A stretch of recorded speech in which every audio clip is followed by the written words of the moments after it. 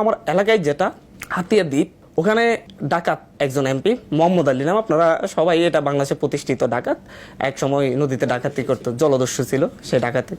সে ওই হাতিয়ার মানুষকে জিম্মি করে রাখছে। আপনারা একটা নিউজ করছিলেন বাংলা ভিশনে মনে হয়, আমার যতটুকু মনে পড়ে, যে একটা নৌকাতে মানে একটা ট্রলারে মানুষ ধরবে 150 জন, সেখানে সে 1000 মানুষ উঠাইয়া ধুলো ঢুলো পড়তেছিল। তখন মানুষ যখন একটা ভিডিও করতেছে, মানে ওই একটা ট্রলার ডুবে গেলে 1000 মানুষ মারা যাবে, বাট সে তেল খরচ কম হবে এবং কম তেল খরচের মধ্যে বেশি মানুষকে সে নিবে, ব্যবসা ভালো হবে, এইভাবে জিম্মি।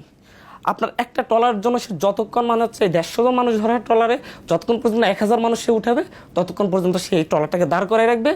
সেখানে যেই হোক, প্রফেসর হোক, টিচার হোক, কারো কোনো সম্মান নেই। এক একটা পাতি নেতা, হাতিয়ার মানুষ মারাত্মকভাবে জিম্মি। আমি নিজে ঢাকা ইউনিভার্সিটিতে পড়ি, আমি একটা করি, অ্যাক্টিভিজম করি, আমাকে হাতিয়ার মানুষ অনেক ভালোভাবে চিনে, সবাই জানে আগ থেকেই। কিন্তু আমি কখনো হচ্ছে এখান থেকে ঢাকা থেকে যাওয়ার সময় কেবিন ছেলে কেবিন পাই না। উনি একটা পাতি নেতার কাছে ক্লাস 2 পাস কি 3 পাস, ওর হাতে ওটা দিয়ে দিছে, ওর কাছে যাই সবাই তেল মালিশ করতে হয়, যে করতে হবে। এখন পর্যন্ত সে হাতিয়াতে আমাকে আজকে এখন ফোন দিয়ে বললো যে হচ্ছে আমি আমার হাতিয়ার মানুষকে এখন পর্যন্ত হাতিয়ার মানুষ বড় বড় মিছিল করছে, করছে, একটা বাড়িতে হামলা করতে নেই। আমি বলেছি খবরদার, আমাদের যেন কারো উপর, কোনো মানুষের উপর ক্ষোভ নেই, কিচ্ছু নেই। এখন খবর পেলাম ওনার বাসায় এখনো প্রায় মানে 300-400 সশস্ত্র সন্ত্রাসী নিয়ে উনি ওখানে আছেন, এবং উনি বলতে চাচ্ছেন যে হাতিয়ার মানুষ শান্তিপ্র, আমি এখানে থাকবো। অথচ উনি প্রতিষ্ঠিত ডাকাত, এটা দেশের সব মানুষ জানে কি অবস্থাটা করতেছে। এখন আমাকে বললো যে হচ্ছে ভাই আমরা কি করবো। আমি বললাম যে আমি এটা মিডিয়াকে তুলে ধরবো, উনি দ্রুত যেন সন্ত্রাসীদেরকে নিয়ে হাতিয়া ছাড়েন। কারণ হচ্ছে হাতিয়ার মানুষ যেভাবে ঐক্যবদ্ধ হচ্ছে, হাতিয়াতে আরেকটা ম্যাসেকার ঘটে যেতে পারে। আমি আটকে রাখতেছি আজকে 2 দিন পর্যন্ত, জানি না কতক্ষণ রাখতে পারো। মানুষের যে ক্ষোভ, ওই যে আপনাকে বললাম যে ট্রলারে পাশ নিয়ে যে ক্ষোভটা, এই ক্ষোভটা যে কোন পর্যায়ে যাবে জানি না।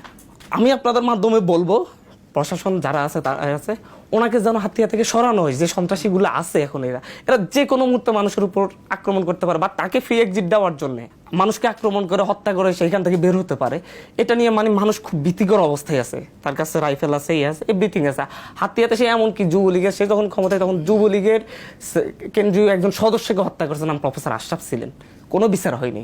হাতিয়াতে মুক্তিযোদ্ধা কমান্ডার ছিলেন ওয়ালিউল্লাহ মিয়া, ওনাকে তিনি ঘাট ধাক্কা দিয়ে বের করে দিয়েছিলেন একটা স্বরাষ্ট্রমন্ত্রী অনুষ্ঠান থেকে।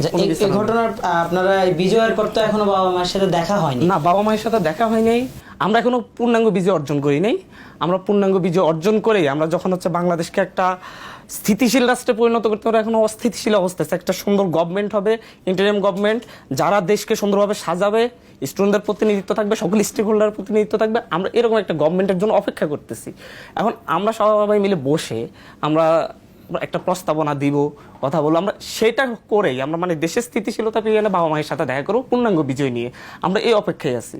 আমি আপনাদের মাধ্যমে আরেকবার বলছি, হাতিয়ার মানুষের মানে হচ্ছে যারা আছে আইন শৃঙ্খলা বাহিনী আছে, তারা যেন এই সন্ত্রাসীগুলোকে এখান থেকে বের করে। আমার হাতিয়ার যেন একজন মানুষের গায়েও আঘাত না লাগে।